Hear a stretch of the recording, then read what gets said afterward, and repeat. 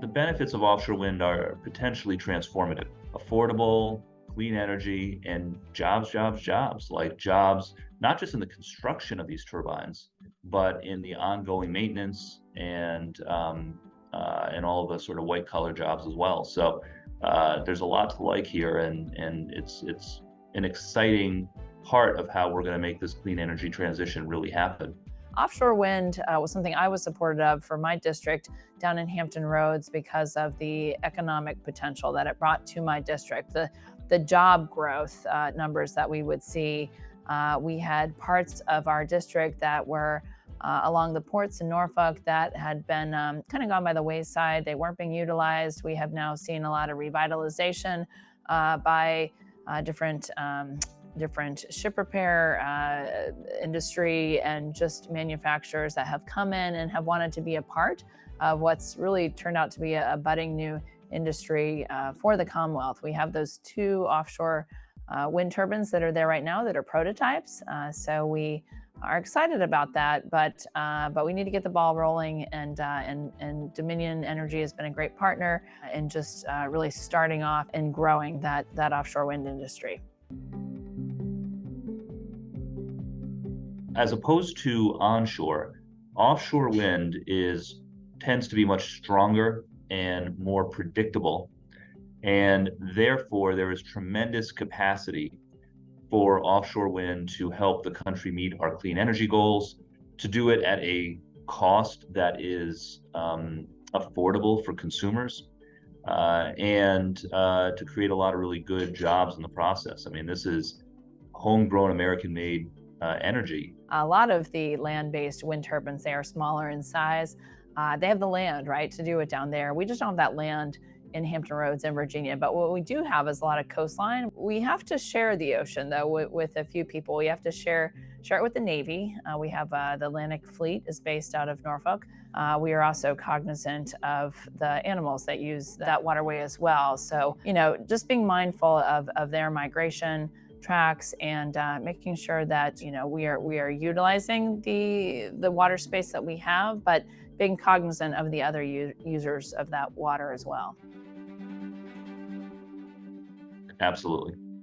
And we have to. I mean, we have, if we are serious about transitioning to clean energy, number one, doing it in a way that is affordable for consumers, number two, and becoming truly energy independent as a country, offshore wind is an absolutely essential part of the puzzle for how we do that. There may be an initial expense in the beginning, but I think the overall just benefit to our region, not just alternative energy for our civilian customers, but the military will benefit. Some of the lines that will need to be laid to take the power from what's generated offshore into some of the storage facilities is going to need to go through some of the land that's owned by the military. And so it will be a partnership where then Dominion will be able to take some of that energy and utilize it on base where we have a outdated energy infrastructure at NAS Oceana specifically. So I'm excited just for that partnerships because I think the military will benefit from that. I'd say there's a couple of challenges. Number one is supply chain. So with all of this rush to build out lots of offshore wind all at the same time, all across the eastern seaboard, it's taking suppliers a time to catch up. And so the costs of building some of these developments are coming in higher than expected. That's why the New Jersey projects were not canceled, but are going out to rebid, essentially. And that to me is a temporary phenomenon. Like supply chains will catch up to the demand in time. I do think that alternative energy sources is something that we as Republicans and as fiscal conservatives need to do better with. There are a lot of alternative energy forms that are going to be beneficial for the environment, for our country in the long run. We need to embrace them, find room that we can agree, and make sure we ask those kinds of questions. How much does this cost? Another part of that is just the permitting burden. I know that's something that, again, my side of the aisle is taking a hard look at some of the restrictions and just the burdensome permitting process that we have to go through. in order to start things like a wind energy farm. So making sure that we can expeditiously approve some of the permitting that is going to be required, not just offshore, but also to, again, get that energy to the storage areas and then to the end user.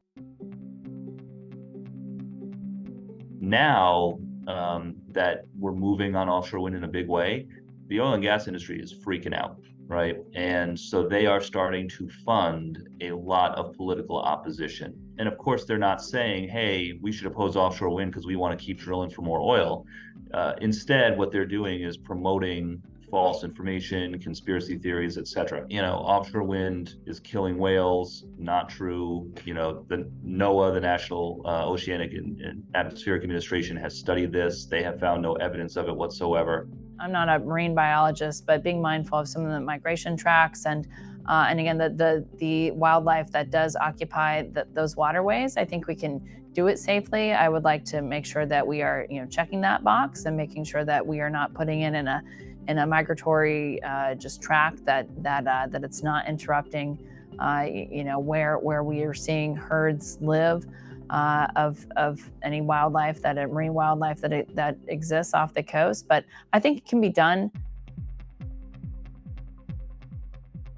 We've had offshore wind in Rhode Island for a while now. We do not have whales washing up on our shores. It hasn't killed our fishing industry. It hasn't killed our tourism industry. In fact, quite the opposite. The recreational fishing industry generally really likes offshore wind because they found that the turbines off of Block Island create artificial reefs that are actually good for recreational fishing. Part of what I'm trying to do in Congress is share our experience with people here and dispel some of these myths that are being ginned up, primarily the oil and gas industry, which is threatened by the potential that offshore wind has.